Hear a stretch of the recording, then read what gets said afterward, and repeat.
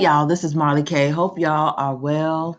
Got a story I want to share with you from Fox News. It is about them folks who always trying to get you to stop eating things and using things while they use the things and eat the things they tell you you need to stop eating. So it says the UN Climate Summit serving gourmet burgers and barbecue as it calls for Americans to stop eating meat. The hypocrisy of the global elites never ceases to amaze me, GOP Representative Mike Flood tells Fox News Digital. So it says the ongoing UN COP28 climate summit in Dubai is offering a variety of gourmet food options from vendors who serve beef, even as it prepares a report that is expected to call for the West to reduce consumption of beef. According to the summit's online portal, its food offerings include juicy beef, slabs of succulent meat, smoked Wagyu burgers, Philly cheesesteaks, and melt in your mouth barbecue. In addition to African street barbecue, fast casual Mexican fare, and an Asian option that has a touch of French flair. The revelation comes as the UN faces criticism for preparing a first of its kind report that is expected to be published at the summit and call for lower meat consumption. So, I was telling y'all earlier this year they're getting ready to try to wean us off of the chicken and the beef, especially beef, because cows fart and they emit the greenhouse gas emissions and carbon and whatever else they burp and fart, and y'all need to stop eating that. They're gonna make some 3D meat for you, and they're working on artificial dog food meat that stinks and don't taste good, but they try to sell it to you anyway. They want you to eat bugs and Soylent Green. So the very people who are coming up with all these magnificent plans are buying up all the farmland so that they can have cows and stuff. And you're going to be eating Soylent Green and bugs and 3D printed stuff that's not real. Lab grown meat. And meat with the erna in it, if you know what I mean. The baps already. The UN's Food and Agriculture Organization will publish its first ever global food systems roadmap during an upcoming COP28 session, which is expected to recommend nations that overconsume meat to limit their consumption as part of a broader effort to reduce greenhouse gas emissions. The UN has for years called for individuals to ditch animal-based diets, which it says have a high impact on our planet. Well, if we were not supposed to eat flesh, the Creator wouldn't have said so. He would not have given us the options to do so in His Word. So there are some things that we are to eat, but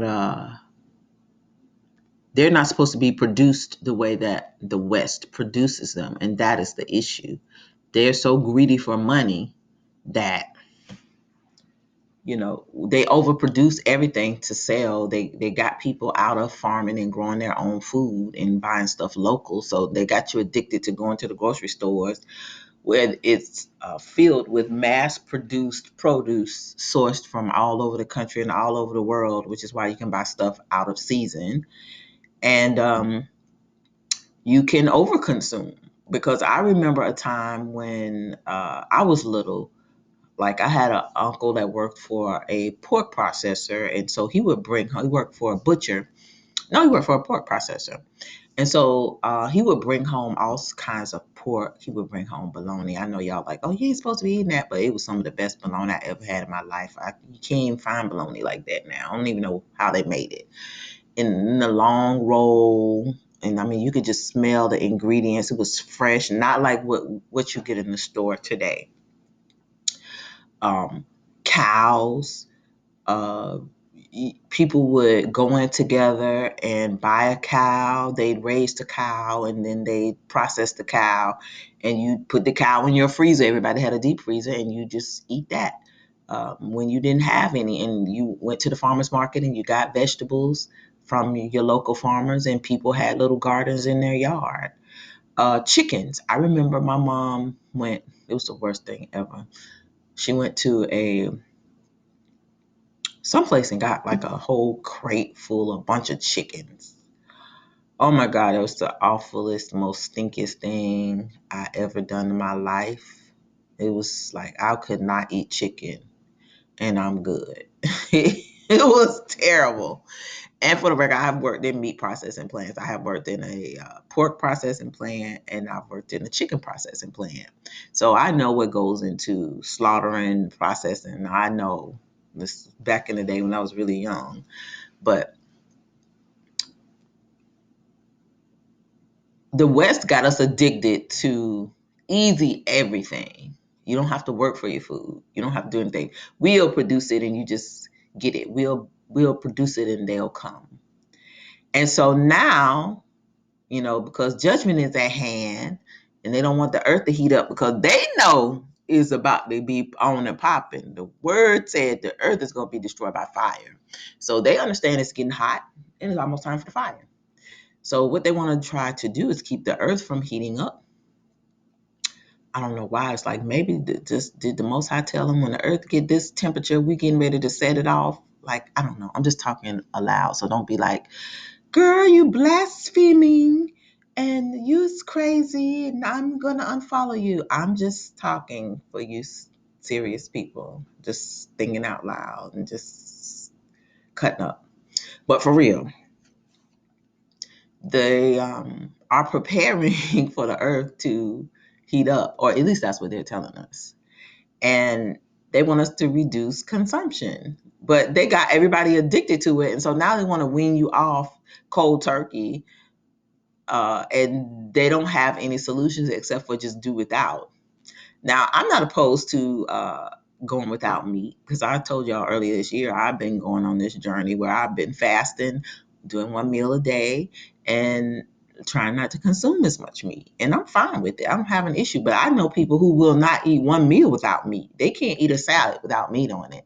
They can't eat breakfast without having meat. They can't eat a meal without some meat. They don't feel like they ate if they didn't have meat. And so those people are going to be in for a rude awakening because when this new system comes in, it's going to monitor your weight and your consumption and all these different things. It's going to be eye-opening to see people react. I'm going to just be shrugging my shoulders like, oh, well, I tried to tell you. I told you so. I don't want to be the I told you so person, but I don't want to hear your crying and agony, and I don't want to hear it because I tried to tell you this was coming. You had time to prepare and adjust your body and reduce your expectation of having access to these things. So you see the hypocrisy here. They eat meat. They don't want you to eat meat. It's fewer of them, so it's okay, but it's too many of us, even though they got us addicted to this lifestyle and this convenience. Now they want to cut it out. So it says the FAO emphasizes the critical need for an innovative plan and a concrete package of solutions to overhaul agri-food systems. The organization said in a statement to Fox News Digital. The global roadmap is positioned as a strategic tool to demonstrate that accelerated climate actions can transform agri-food systems, simultaneously addressing food security and nutrition challenges today and in the future without breaching the 1.5 degrees threshold. In this roadmap, FAO is urging for good food for today and tomorrow. The core goal is to achieve Sustainable Development Goal 2, zero hunger, while being climate friendly to attract climate financing for mitigation, adaptation, and resilience, along with actions required to support the achievement of the 1.5 degrees by 2050, based on the country commitment, consensus, and country transition, FAO's statement continued. So you can see where all this is coming from. And we all know how this is tied to the beast infrastructure. Basically, nice starvation. They haven't been able to achieve hunger in all this time. So why would we believe they are going to be able to achieve it now? They're not going to. However, despite the recommendations of the upcoming FAO report and the UN's repeated calls for people to transition to plant-based diets, roughly a third of the food vendors at COP28 provided meat options, according to the summit's data. The summit said that the figure represented a victory as part of its commitment to deliver environmentally sustainable, socially responsible, delicious, and nutritious food and beverage. But they ain't eating fake food. They eating real meat. They eating a good meat. They eating Wagyu burgers and succulent meats. While you gotta wonder if your steak in the store is real or if it was grown in a lab. Or if it was injected with cootie bugs. So if y'all don't understand what these people are doing to us, I don't really know what to say. It's all hypocrisy. Also, if you rely on the food chain, if you rely on the grocery store, if you rely on these supply chains to feed your family, you really, really, really should be working on ways to become more self-sufficient, because they're going to do this. And it is going to be in a very catastrophic way. It is going to be very painful for a lot of people, and a lot of people are not going to survive. People going to have withdrawals. Folks going to be walking around acting crazy because they can't get some chicken. They can't have a hamburger. A lot of these fast food restaurants are going to close down. They won't be available, or if they do, they're going to be giving you fake meat options, which are going to make you sick, because we're not supposed to be eating none of this artificial genetically modified crap anyway. So people are going to be just a lot sicker, and it's going to be very sad. So as I said, in May, Sultan Al Jaber, the president designate of COP28, said in a letter to activists that the summit would ensure the availability of plant-based food options that are affordable, nutritious, and locally and regionally sourced with clear emissions labeling.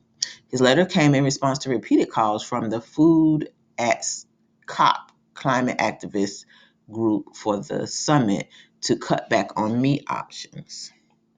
All these people just so crazy. We know that our food systems are intrinsically linked to the fate of our natural world. And so we have made the progressive decision to ensure that we explore how the catering provided across the event can be responsible and climate conscious, helping to echo the emphasis we have placed on the Emirates Declaration. Mariam Al-Meri, the director of COP28's Food System Program, said in October. That is Antonio Gutierrez, the head of the UN now. And as you can see, all of the Black African leaders sitting around him, they love to have us selling their trash. Representatives of us. Among the food options offered for attendees are like the Hungry Hub, which offers beef and meat. Philly John by Ghost Burger, which offers burgers and Philly cheesesteaks. Swaggers, which offers smoked ribs and smoked Wagyu burgers. I hope I'm pronouncing that right. Wagyu burgers. And Matar Farm Live Cooking, which serves unbelievable smoked meats and melt in your mouth barbecue. The hypocrisy of the global elites never ceases to amaze. They're the same ones who want working people to swear off flying at all while they get to travel to glitzy conferences on private jets to push radical green agenda. Representative Mike Flood, Republican of Nebraska, said a member of the Congressional Beef Caucus told Fox News Digital in a statement. So you see, he has he's vested in fighting for his interest which is the cattle industry, because that's how he probably makes his living, and his buddies too. He probably got a farm, and so it's gonna hurt him financially. So he has a stake, a dog in the fight per se. Um, doesn't necessarily have anything to do with our best interest. It has more to do with his. But without our consumption, he couldn't be rich. He couldn't have his farm. He wouldn't need cows. So this is how everybody, you know, pretends to advocate for us, but they really don't. And they probably gets like good government subsidies. That's what you'll find a lot of these farmers. They just scam the government. That's why they don't never leave government, because they all know all the tricks. COP28 putting meat on the menu just proves that we need beef and all kinds of meat to help feed the world, he continued. And that's why I'll keep fighting the UN and the global elites who are trying to kill meat production, which would only shatter the world's food security and end an age old way for millions of farmers and ranchers around the world, which is true. Because people all over the globe eat meat. They eat goat, they eat sheep, they eat lamb, they eat all kinds of stuff. Birds. Some countries eat beef, parts of beef. Uh, so, but this is targeted at the West because we're the biggest consumers and we do things so unnatural. More of us consume than produce. And so now, in order to control us, they need to take away how they produce so that either you're going to produce your own food and be okay, or you're going to do what they want you to do and you're going to go to a plant-based diet. And when you go to a plant-based diet, guess what? You're going to be eating the plants that they produce, and they're going to be loaded with all kinds of crap. They're going to be genetically modified, have no nutritional value, but they'll be pretty. So you ain't getting nothing. No matter what you do, when you play with them, you always going to lose. So this is why it's really important for you to become self-sufficient. The National Cattlemen's Beef Association, which represents American beef producers, also criticized the UN ahead of the FAO's Global Food Systems Roadmap report, pointing to the industry's relatively low carbon footprint. As delegates from around the world are preparing to gather in Dubai to identify solutions to the climate change crisis, we call on them to look at solutions holistically. Solutions that seek to reduce meat consumption are misguided and will only lead to limited consumer choice and higher food prices, NCBA Vice President of Government Affairs Ethan Lane said in a statement shared with Fox News Digital.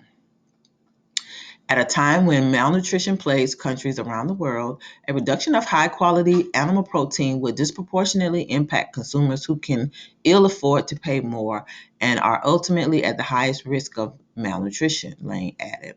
Reducing beef consumption in the U.S. is not a realistic or impactful solution for climate change. America's beef producers and consumers around the globe deserve real solutions to the climate issue, not artificial barriers to protein consumption that will do nothing to solve the world's climate issues. The global food system, which includes land use change, actual agricultural production, packaging, and waste management, generates about 18 billion tons of carbon dioxide per year, the equivalent of 34% of total worldwide emissions, according to a 2021 report study published in the Nature Food Journal.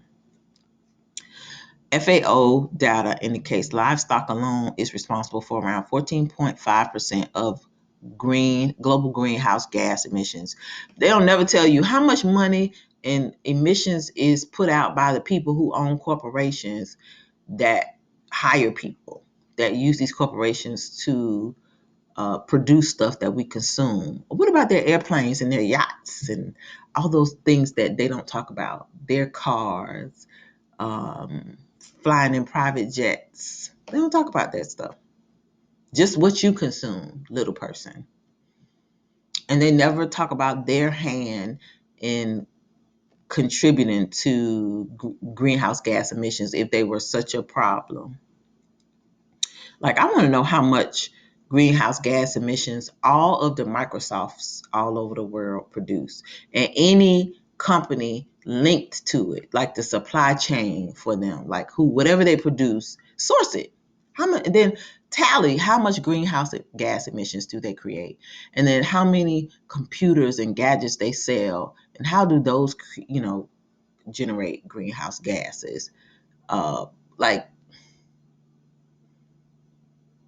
there's no real way to track a footprint, and they don't want to track a footprint. They only want to track a footprint of certain things, but those things are directed towards us and not them, because they are the biggest polluters, not us.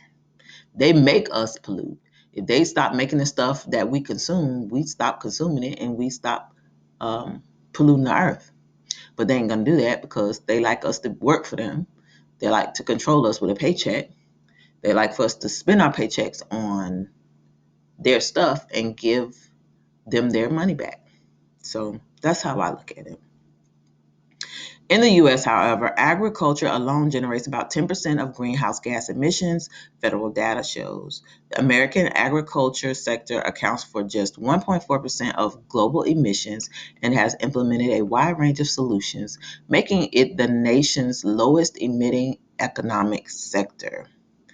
And beef cattle in the U.S. are responsible for just 2% of the nation's greenhouse gas emissions and less than 0.5% of the world's emissions.